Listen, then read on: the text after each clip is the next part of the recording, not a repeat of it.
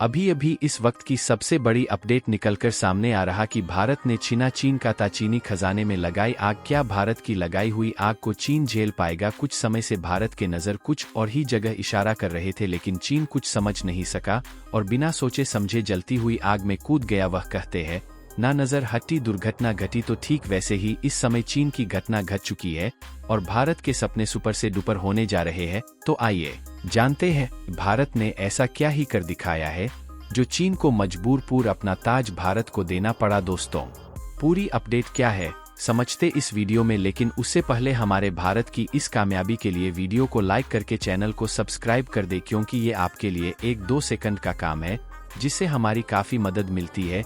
अगर आप सच्चे देशभक्त हैं तो कमेंट्स में जय हिंद जय भारत जरूर चलिए दोस्तों, हम अपने टॉपिक पर आते हैं। हम बात कर रहे हैं भारत के खजाने की। जी हाँ दोस्तों, भारत का जो खजाना वह पूरी तरह से पागल हो चुका है, क्योंकि इस समय जो रफ्तार है, यानी सपोज दैट अब से 2 हफ्ते पहले भारत का खजाना एक सप्ताह में यानी कि 7 दिनों में करीबन $6 बिलियन बढ़ा था। उसके बाद जो पिछला हफ्ता गया उसमें भारत का खजाना करीबन $10 मिलियन बढ़ा था। आप मेरा यकीन नहीं मानेंगे कि इस हफ्ते तो कमाल हो चुका है।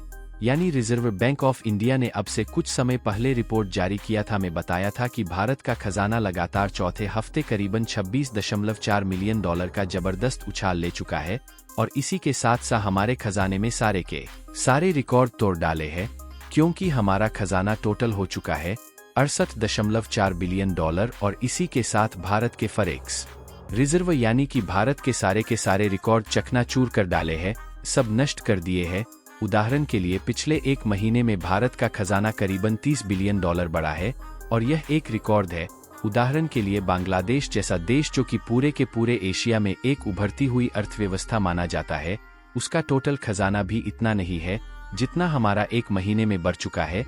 और आपको बता दें कि हम सारे रिकॉर्ड तोड़ चुके हैं सिवाय एक को छोड़कर, वह है ऑल टाइम हाई का रिकॉर्ड। और इसी पर कंफ्यूजन था, इसीलिए आरबीआई ने इस पर अब क्लेरिफिकेशन भी दिया है। दरअसल अभी तक जितने भी मीडिया हाउसेस थे और हम सभी लोग यही समझ रहे थे कि भारत को अपना ऑल टाइम हाई रिकॉर्ड तोड़ने के लिए, यानी कि भारत का जो आज तक का खजाना है वह कभी भी $643 बिलियन से ज्यादा नहीं बढ़ पाया था और यह हुआ था 2021, यानी कि अब से लगभग 2.5 साल पुरानी बात है। लेकिन आरबीआई ने बताया है कि 2021 में हमारा खजाना 642 या 43 नहीं था, वह था $645 बिलियन, यानी कि भारत को अपने इतिहास में सर्वोच्च स्थान हासिल करने के लिए अभी करीबन $35 बिलियन खजाने में और जोड़ने होंगे, यानी कि हमारा खजाना $642 बिलियन से बढ़कर जब $645 बिलियन को पार करेगा, हम अपने इतिहास के सर्वोच्च खजाने के स्तर पर होंगे और यह हमारा ऑल टाइम हाई रिकॉर्ड होगा। इसी के साथ आपको यह भी बता दें कि भारत का खजाना पिछले 1 महीने में इतना बड़ा क्यों है, तो देखिए इसके पीछे सबसे बड़ा कारण बताया जा रहा है फॉरेन इन्वेस्टमेंट। भारत के अंदर जो विदेशी निवेश है वह बम तरीके से बढ़ा है, खास करके जो बड़े फॉरेन इंस्टीट्यूशंस है जो इन्वेस्टमेंट करते हैं, उनका इन्वेस्टमेंट भारत में तेजी से बढ़ा है, कई बिलियन डॉलर में आ रहा है और आने वाले समय में यह और बढ़ने के आसार है। ऐसे में भारत का खजाना कुछ ही महीनों में 700 बिलियन के पार चला जाए तो आप बिल्कुल भी आश्चर्यचकित मत होना। वैसे आप सभी खबर पर क्या कहना चाहते हैं?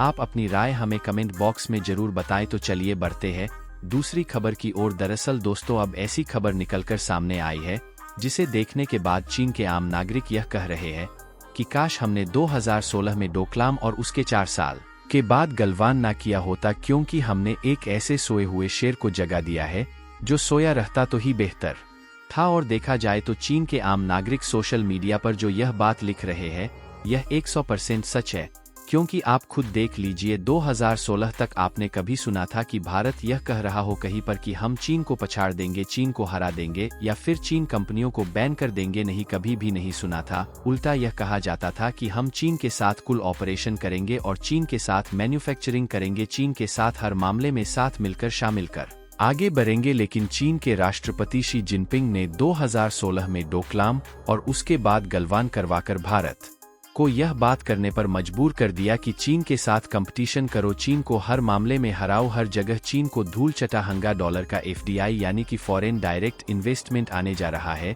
जी हां दोस्तों, और इस बात की पूरी उम्मीद जताई जा रही है कि आने वाले 5 सालों में हर साल $100 बिलियन का एफडीआई पर कम से कम भारत आया करेगा। जी हाँ दोस्तों, यह $100 बिलियन पर कम से कम है, इससे ज्यादा ही होगा, इससे कम नहीं होने वाला। और इसीलिए कहा जा रहा है कि आने वाले 5 सालों के अंदर $100 मिलियन पर ईयर के हिसाब से करीबन $500 बिलियन का इन्वेस्टमेंट इंडिया में आएगा। और यह बात लगभग तय इसलिए भी मानी जा रही है क्योंकि हाल ही में भारत ने यूरोप के 4 देशों के साथ, जिसमें स्विट्जरलैंड, फिनलैंड, इसके अलावा ऑस्ट्रेलिया जैसे देशों के साथ $100 बिलियन भारत में इन्वेस्ट करेंगे। यानी कि सिर्फ यूरोप के 4 छोटे देश ही हर साल $10 बिलियन पर ईयर के हिसाब से $100 बिलियन इन्वेस्ट करेंगे आने वाले 10 सालों में, यानी कि 10 बिलियन पर ईयर तो हमें यहीं से मिल जाएगा। इसके अलावा यूएसए, यूके है, इसके अलावा यूरोप के करीबन 27 देश है जो यूरोपियन यूनियन के सदस्य है। इतना नहीं, जबकि देश है जैसे कि सऊदी अरब, यूएई, कतर, कुवैत, यह सभी देश मिलाकर देखें तो कई एस्टीमेट बताते हैं कि यह 100 बिलियन का आंकड़ बहुत कंजर्वेटिव है। आंकड़ इससे कहीं ज्यादा ऊपर जाने की पूरी संभावना है। लेकिन अगर हम इस 100 बिलियन के आंकड़ को ही मानकर चले तो अब इस बात की संभावनाएं भी जागृत हो गई है कि आने वाले 4 सालों के अंदर ही भारत का जो खजाना है वह भी $1 ट्रिलियन के पार जा सकता है। क्योंकि इस वक्त भारत का टोटल विदेशी मुद्रा भंडार यानी कि जो टोटल खजाना है वह $645 बिलियन पर खड़ा है। यानी कि हमें सिर्फ $300 बिलियन और चाहिए $1 ट्रिलियन का मार्ग छूने के लिए। ऐसे में इस एफडीआई की मदद से यह करा हम मुश्किल से 3 से लेकर 4 सालों में छू सकते हैं। क्योंकि जो एफडीआई होता है इसका मतलब यह कि विदेश में बैठा कोई निवेशक भारत में पैसा लगाना चाहता है, भारतीय कंपनियों में, भारतीय स्टॉक मार्केट में। ऐसे में वह अपने देश में करेंसी यानी कि मोस्ट प्रोबेबली अमेरिकी डॉलर या फिर यूरो या फिर पाउंड जैसी जो बहुमूल्य मुद्राएं होती है वह देता है भारतीय सड़क को। भारतीय सड़क उस विदेशी मुद्रा को अपने खजाने में डाल देती है, उसके बदले में उस विदेशी व्यक्ति को भारतीय रुपया दे देती है।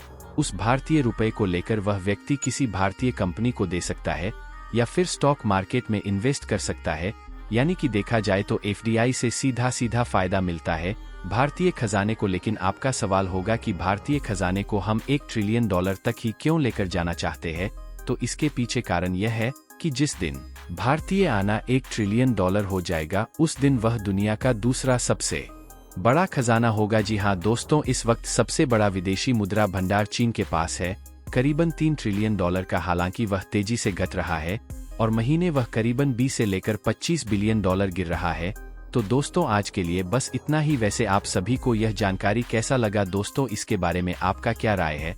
कमेंट बॉक्स में जरूर बताइएगा। और दोस्तों मेरे वीडियो को देखें लेकिन सब्सक्राइब नहीं करते हैं, प्लीज मेरे चैनल को सब्सक्राइब कर दें और बेल आइकन को ऑल पर सिलेक्ट करना बिल्कुल ना भूलें। मिलते हैं किसी और नॉलेजेबल वीडियो के साथ। वीडियो को अंत तक देखने के लिए बहुत बहुत धन्यवाद। जय श्री खाटू श्याम जी।